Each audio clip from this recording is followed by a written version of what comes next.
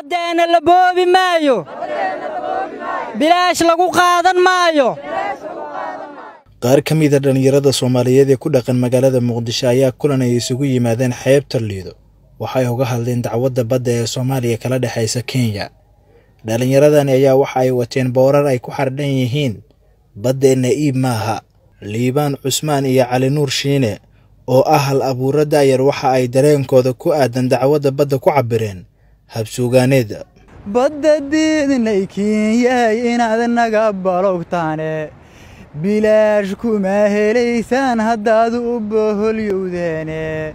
bawar melihidin aan ahayn qaylo iyo buuq baddeena la boobi maayo bilaash lagu qaadan maayo intuu ruux kala bareero badroolka dhexdiisa yaala sidaa Kenyana isbuuro badroolka aruursan maayo anaa baqinoo u taagan anaa biraho difaaci dhanka kale dhalinyarada ka soo qayb galay kulanka ayaa fariin u diray dawladda Kenya waxa ayna u sheegeen in badda Soomaaliya aysan iib ahayn isla markaasna loo baahan yahay Kenya inay ixtiraamto darisnimada haddaan anaga dhalinyarada Soomaaliyeed aan ahnay waxaan mar walba u taaganahay inaan baddeena dalkeena dadkeena aan difaacano marnaba kama ogolaanayno inay xoog iyo boob ay ku qaad badda Kenya marka insha Allah maxkamaddu waxay rajeynayaan xog fiican inay ka soo baxdo oo lagu guuleysto inaan baddeena aan helno runtii in Kenya maanta ay diiday dacwada inay ka qayb gashay waxay ogaatay inaysan wax lahayn laakiin waxaan rabnaa xukunka la gaaray in loo daro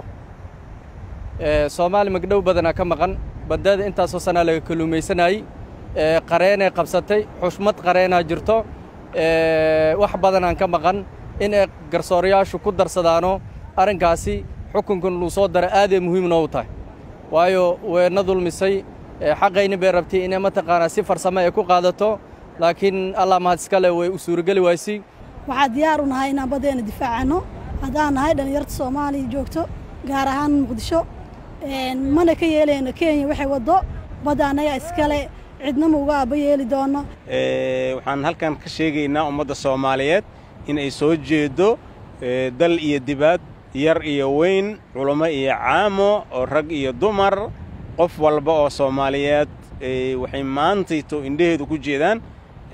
maxkamadda caalamiga ee ICJ waxaan ka rajaynaynaa in ay maaragtay ay cadaaladda u hiili doonto maadaama ay maxkamaddii cadaaladda adduunka ay tahay gabagabadii kulanka waxaa ka hadashay Najma Qaranbila waxa ayna carabka ku dhufatay in marnaba aysan ka tanaasuli karin taaka kamida dhulka Soomaaliya iyo biyaha